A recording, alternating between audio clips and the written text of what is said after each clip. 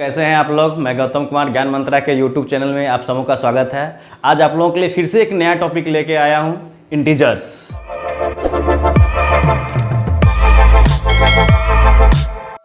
तो हम देखते हैं इंटीजर्स होता क्या है।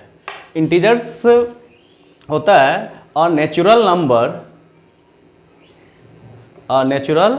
Numbers including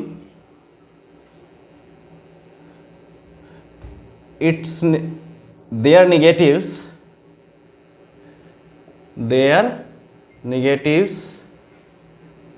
with zero. तो इसको हम लिखेंगे जैसे -3, -2, -1, 0, 1, 2, 3। तो इस तरह से हम ये क्या देखते हैं, यह इंटीजर्स है, मतलब नेचुरल नंबर है। तो देखिए 1 से लेके इधर सब नेचुरल नंबर है, फिर इस सब जितना नेचुरल नंबर है ये सब का नेगेटिव्स है, और इधर फिर 0। तो यही लिखे हैं a natural numbers including there negatives with 0। तो चलिए इसमें आगे देखते हैं फैक्टर्स। क्या है फैक्टर? फैक्टर क्या होता है? A number that divides into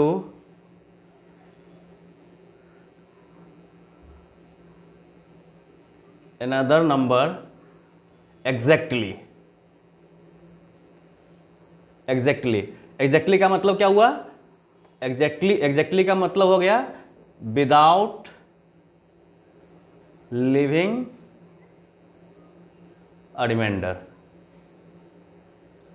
मतलब कोई रिमाइंडर नहीं बचेगा। एग्जैक्टली डिविजन का मतलब ये होता है। तो फैक्टर में ये देखते हैं कि फैक्टर क्या होता है? A number that divides into another number exactly. जैसे मान लीजिए ये 4 है, अब 4 है, तो इस 4 में को 2 पूरा डिवाइड कर देगा। 4 में 2 से पूरा भाग लग जाएगा। इट मीन्स 2 2 जा 4। तो यहाँ पर क्या बच गया? 0। इट मीन्स कोई रिमाइंडर नहीं बचा। ठीक है, तो ये क्या हो गया? 2। यहां पर हम ये कह सकते हैं 2 इज अ फैक्टर ऑफ 4। यहां पर 2 क्या है? 4 का फैक्टर है। तो इसी में फिर आगे हम देखते हैं कि दूसरा इसी को हम ऐसे बोल सकते हैं कि numbers that are multiplied together to get a product. The number that are multiplied together to get a product।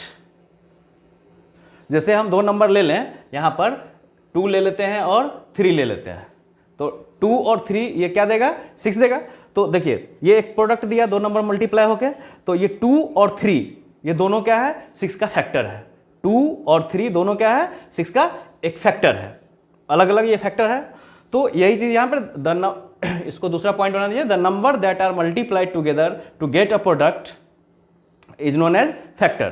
तो ये हो गया 2 × 3 6, या जैसे इसको लिखें 4 और 3, ये क्या देगा? 12। इट मीन्स 4 से 12 एग्जैक्टली डिविजिबल है, और फिर 3 से भी 12 एग्जैक्टली डिविजिबल है, मतलब 4 और 3 दोनों क्या है? फैक्टर है 12 का। इस तरह से हम क्या देखते हैं फैक्टर में कि ए नंबर कैन हैव इनफाइनाइट, एक number can have finite number of factors.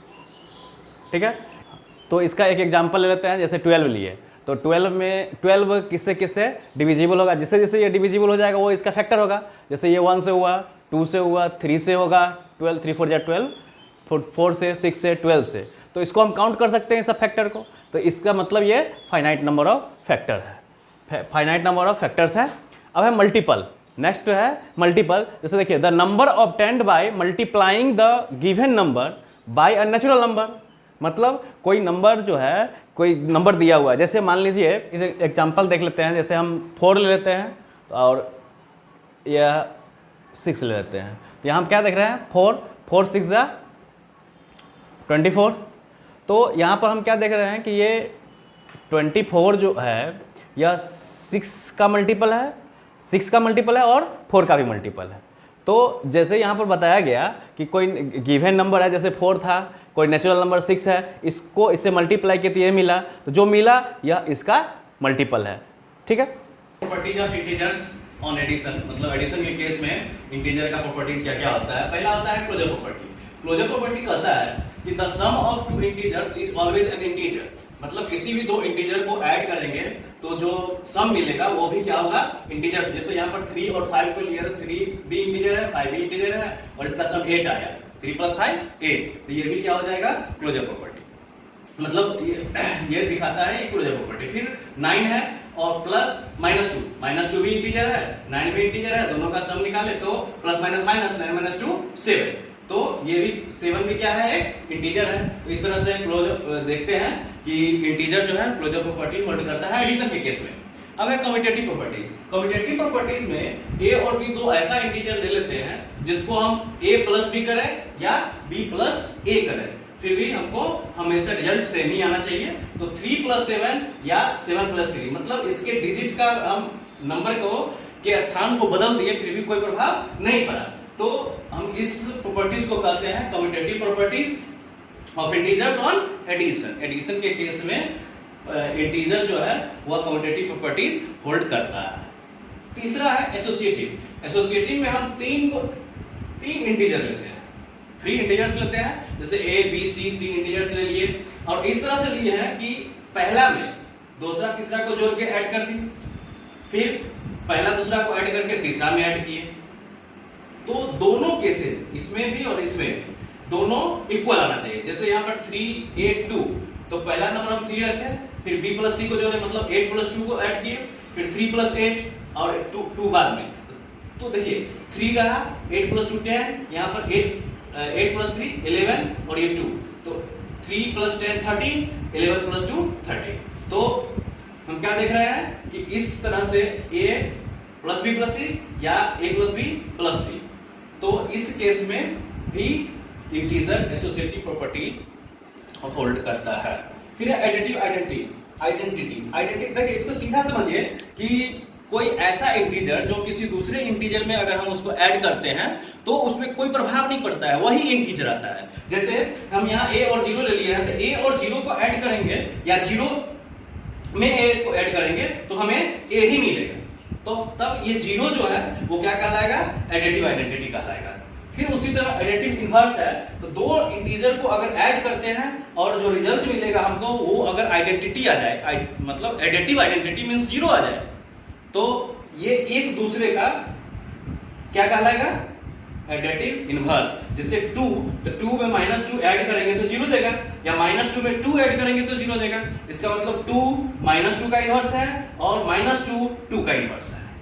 Okay, तो बच्चों इस तरह से हम देखते हैं कि इंटीजर का प्रॉपर्टी, मतलब इंटीजर्स में ये प्रॉपर्टीज हैं। तो आगे फिर और अच्छे से टॉपिक देखने के लिए चैनल को लाइक, सब्सक्राइब और शेयर जरूर कीजिएगा।